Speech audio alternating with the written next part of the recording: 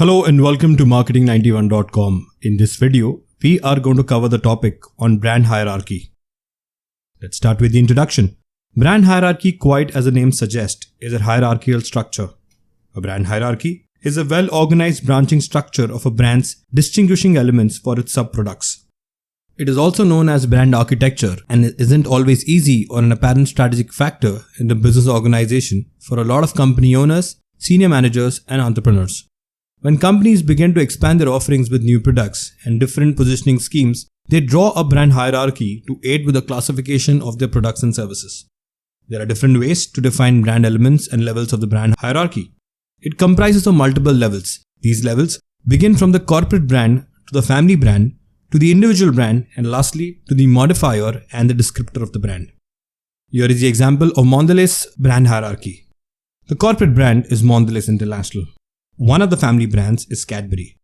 Under Cadbury, one of the individual brands is Cadbury Dairy Milk. And under Cadbury Dairy Milk, there is a modifier model which is known as Cadbury Dairy Milk Silk, which is a premium chocolate launched as a sub-brand of Cadbury Dairy Milk in 2010. That's how our hierarchy flows. Moving on, let's look at the examples of three corporate brands, General Motors, Volkswagen and Daimler. Starting with General Motors, which is the corporate brand. One of the family brands is Chevrolet.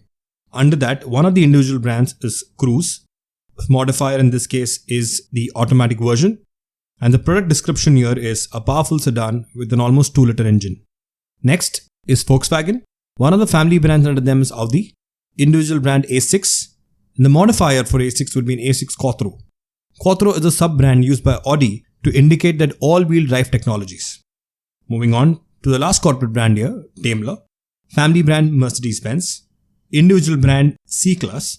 Modifier the C-Class AMG. AMG is a high-performance subsidiary of Mercedes-Benz AG.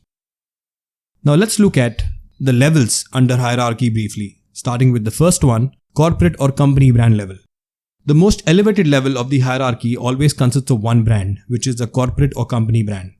The company or corporate brand almost always mentions its name somewhere on the product or package for legal reasons. However, the name of a company subsidiary may surface instead of the corporate name.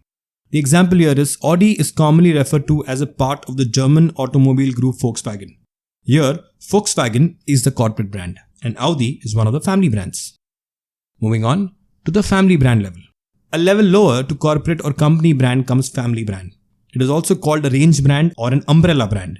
It is applied in multiple product categories but is not necessarily the name of the company or corporation.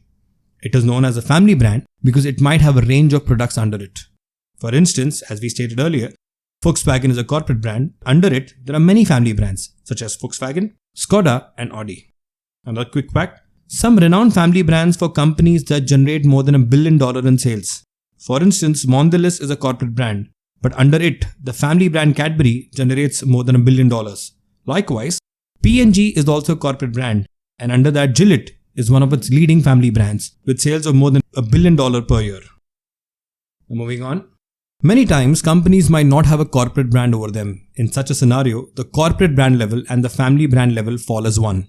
A very prominent example of this is Apple. It is a corporate and the family brand for itself since the start, and it has no corporate brand above it. For instance, as you can see here, corporate and the family brand is Apple, but the individual brands differ. So Apple has many individual brands. In this case, as given on the screen, iPhone, iPad and MacBook, which has several modifiers under there. For iPhone, it is the iPhone 11 Pro. For the iPad, it is the iPad Pro. And MacBook, it is the MacBook Pro. Followed by the product descriptions. In this case, smartphone, tablet and laptop. Now moving on to the individual brand.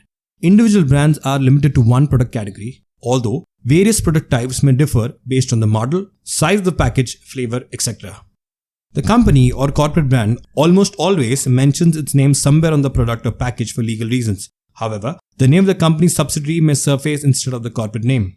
The example in this case is Audi.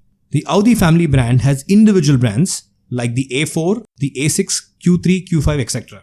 The foremost advantage of devising individual brand is that one can customize the brand and all its supporting advertising activities to meet the needs of a specific customer group. Like in case of Audi, the A series is limited to sedans, whereas the Q series is limited to SUVs. Besides, if the brand fails, its risk towards other brands and company itself is minimal. Moving on to Modifier. A modifier is a method to allocate a particular item or model type or a specific version or configuration of the product. For example, all Audi individual brands come along with the option of Quattro, which is a modifier. And finally, moving on to product descriptor. The product descriptor is the smallest and lower level of the brand hierarchy. It helps the customer in identifying the different products under the individual brand. So if we take the example of Quattro, Audi Quattro is a sub-brand used by Audi to indicate the all-wheel drive technologies. So that's it, folks. This brings an end to the topic on brand hierarchy. These are some of the sources and links referred to for the content in the video.